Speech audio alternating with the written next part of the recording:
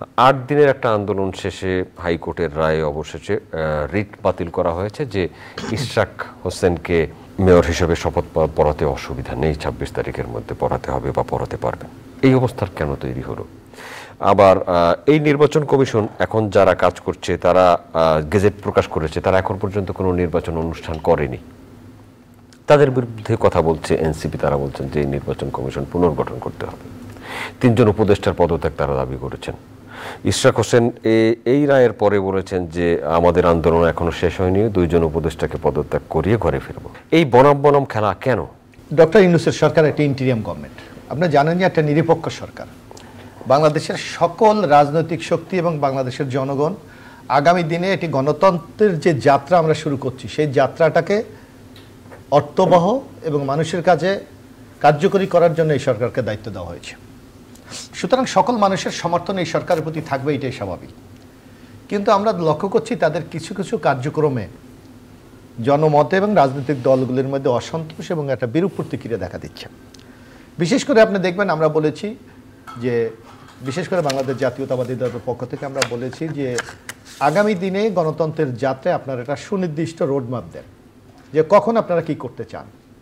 কিন্তু আপনি নিজেই আপনার উপস্থাপনা বলেছেন প্রায় 10 মাসের কাছাকাছি, আমরা কিন্তু এখনও সুনির্দিষ্ট কোনো রোডম্যাপ আমরা ইউনূস সরকারের কাছ থেকে পাইনি। কারণ তাকে কিন্তু ইন্টেরিয়াম গভর্নমেন্ট একটা বিশেষ কাজের জন্য তাদেরকে দায়িত্ব দেওয়া হয়েছে। সুতরাং তারা কখন কি করবে এটা যদি রাজনৈতিক দলগুলির কাছে যদি একটি ধারণা থাকে অথবা রাজনীতির কাছে যদি নির্দিষ্ট থাকে যে এই কাজগুলি ডক্টর ইউনূসের নেতৃত্বাধীন সরকার করবে, তাহলে রাজনৈতিক দলগুলি যেমন তাদেরকে সহযোগিতা করার ক্ষেত্রে ইতিবাচক একটা ভূমিকা রাখতে পারে। পাশাপাশি প্রত্যেকটি রাজনৈতিক দলের আপনি জানেন নিজস্ব কর্মসূচি থাকে, নিজস্ব পরিকল্পনা থাকে, জনগণের কাছে দায়বদ্ধতা থাকে, সেইটা বাস্তবায়নের জন্য যা দরকার দলগুলি সেইটা করতে পারবে। কিন্তু আমরা লক্ষ্য করলাম যে ডক্টর ইউনূস এই ক্ষেত্রে অনেকটা বোবা হয়ে গেছে।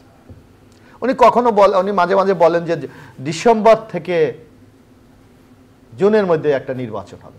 তো ওনাকে নির্দিষ্টভাবে বললে সমস্যাটা কোথায়, যে এই তারিখের মধ্যে নির্বাচনটা হবে, তাহলে তার সমস্যা হওয়ার কথা না। যার জন্য রাজনীতির অঙ্গনে কিন্তু একটা মানে মেঘের একটা ধোঁয়াশা দেখা দিচ্ছে এবং রাজনৈতিক দলগুলি এখন ডক্টর ইউনূস সরকারের কাছে যে প্রতি একটা সন্দেহজনক একটা মনোভাব ব্যক্ত করছে। পাশাপাশি আপনি দেখবেন এই সরকারটা কিন্তু একটা নিরপেক্ষ সরকার, সকল দলের সমর্থন। কিন্তু আমরা তাদের কার্যক্রমে বোঝা যাচ্ছে যে এনসিপি নামক নতুন যে দলটি হয়েছে, তার জন্ম, তার বিকাশ এবং তার কার্যক্রমের ক্ষেত্রে এই সরকারের প্রচ্ছন্ন একটা সমর্থন আমরা লক্ষ্য করি। কারণ আপনার নিশ্চয় মনে থাকার কথা, আমাদের মাননীয় প্রধান উপদেষ্টা যখন বিদেশে গিয়েছিলেন, একটা বিদেশি একটা টেলিভিশনের সাক্ষাৎকারে উনি বলেছিলেন যে ছাত্রদের খুব শীঘ্রই একটা রাজনৈতিক দল হবে। আমরা দেখলাম কিছুদিনের মধ্যেই জাতীয় নাগরিক কমিটি আত্মপ্রকাশ করতেছে। তারপর ওনার কিছু কিছু কথায় বোঝা যাচ্ছে যে উনি বলে যে ছাত্ররাই আমাকে প্রধান উপদেষ্টার দায়িত্ব নিতে বাধ্য করেছে। অর্থাৎ তার কথা কার্যক্রমে বোঝা যাচ্ছে একটা নির্দিষ্ট দলের প্রতি তাদের একটা বায়াসনেস আছে। কিন্তু আপনি জানেন যখন আপনি সাংবিধানিকভাবে শপথ নেন তখন রাগে অনুরাগে বিরাগের বশবর্তী হয়ে আপনি কোনো সিদ্ধান্ত নেবেন না, এই শপথ আপনি নিয়েছেন। তো এখানে তাহলে আপনার শপথ নিয়ে একটি প্রশ্নবোধক চিহ্ন দেখা দিতে পারে। অন্যদিকে আপনি দেখবেন এটা যদি নির্দলীয় গভর্নমেন্ট হয়ে থাকে তাহলে একটা রাজনৈতিক দলের 2 জন প্রতিনিধি এখানে কি থাকে, কিভাবে থাকে, যেটা সজীব ভুইয়া এবং মাহফুজ আলম, এবং তারা কিছুদিন আগে এনসিপির নেতা ছিলেন এবং এখনো তাদেরকে সবাই বৈষম্যবিরোধী আন্দোলনের প্রতিনিধি বা ছাত্র নেতা হিসাবে সবাই তাদেরকে দেখতে অভ্যস্ত। এই ক্ষেত্রে আমার মনে হয় একটা ধোঁয়াশা তৈরি হয়েছে।